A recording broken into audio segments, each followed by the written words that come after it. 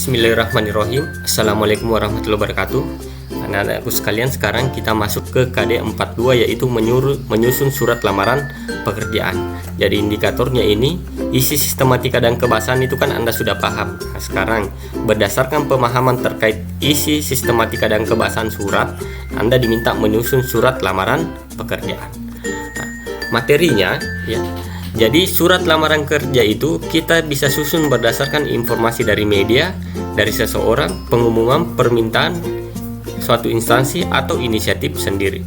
Jadi ini beberapa contoh kalimat pembuka surat lamaran kerja. Kalau berdasarkan iklan, seperti ini contoh pembukanya, nanti Anda baca sendiri. Kalau informasi seseorang, contoh pembukanya seperti ini, bisa Anda lihat. Kemudian kalau pengumuman resmi dari instansi, seperti ini contoh pembukanya. Kalau permohonan dari instansi pada sekolah, contoh pembukanya seperti ini, dan inisiatif sendiri.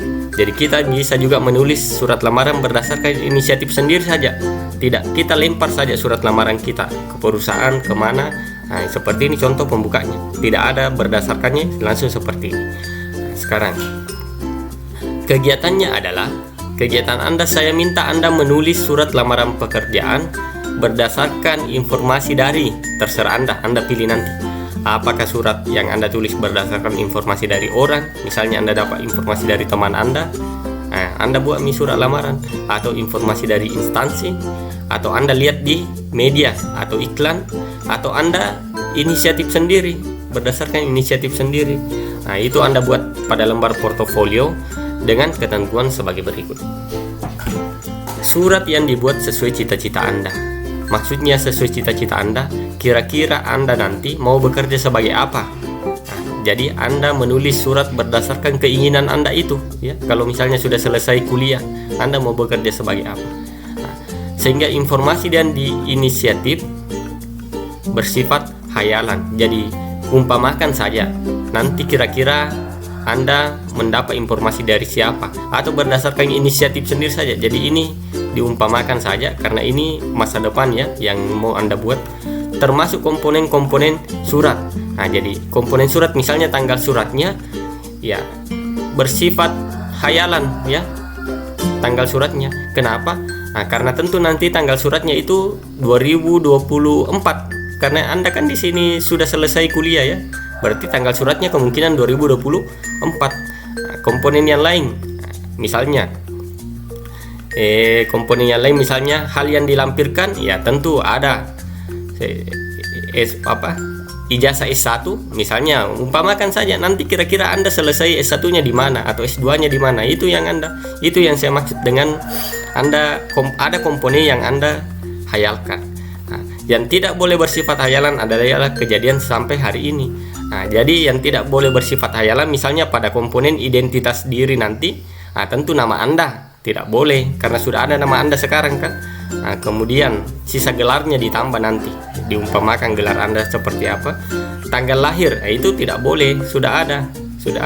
Kalau alamat ya kira-kira nanti di tahun 2024 Anda beralamat di mana ya. Nah, kemudian asumsi surat dibuat setelah minimal selesai S1, maksimal selesai S3. Jadi surat itu minimal gelar Anda S1 di situ ya. Kira-kira nanti Anda mau kuliah di mana, kasih gelar sesuai dengan itu ya, gelar Anda. Kalau selesai S3 Anda mau kuliah ya nanti nama Anda kasih gelar S3 doktor di depan seperti itu. Nah, caranya. Nah, sekarang nanti ini surat ya. Kalau ada yang kurang jelas di sini nanti dikomunikasikan saja lewat WA. Ditanyakan apa masalahnya, nanti saya kasih penjelasan di WA. Kalau masih ada yang tidak jelas terkait ini. Jadi nanti kalau misalnya Anda mau melamar, bercita-cita menjadi misalnya masuk di STAN, nah tentu lamarannya ditujukan ke Menteri Keuangan nanti. Jadi kalau Anda selesai sudah mau direkrut sebagai PNS di STAN itu, tentu Anda harus mengajukan lamaran ke Menteri Keuangan, yang terhormat Menteri Keuangan Republik Indonesia. Ya, gelarnya juga ya disesuaikan apa gelarnya. Cari tahu informasi, cari di Google apa gelarnya itu kalau orang selesai di STAN. Misalnya ada yang ingin jadi dokter ya, cita-citanya jadi dokter, nanti surat lamarannya tentu ditujukan Anda mau jadi dokter di mana. Misalnya kalau di rumah sakit tipe B Parepare tentu lamarannya ditujukan ke wali kota Parepare, permohonan sebagai PNS ya. Nah kalau yang mau ke perusahaan ya jelas, kalau perusahaan sudah banyak contoh. Nah, seperti itu nanti modelnya. Kalian untuk pertemuan hari ini saya rasa cukup. Saya Yuri, wabillahi taufiq wal hidayah. Assalamualaikum warahmatullahi wabarakatuh.